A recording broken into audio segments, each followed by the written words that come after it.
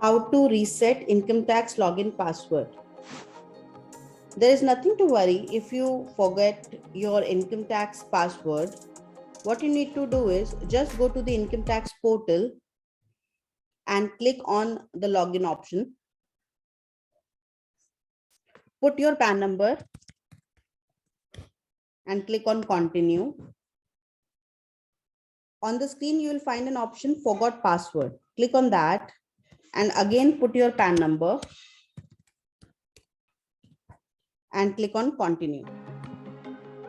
Once you click on continue, you'll find options to reset your password. There are three options. One is OTP on mobile number registered with Aadhaar.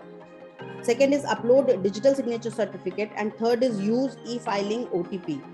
The first option can only be used by those who have their Aadhaar linked with their mobile number. Second option is the DSC pen drive option, and the third option is the OTP which you receive on the number and the mail ID registered on the income tax portal. So you can choose the appropriate option as per the availability and click on continue and proceed with generating OTP, and you can easily set a new password of the login.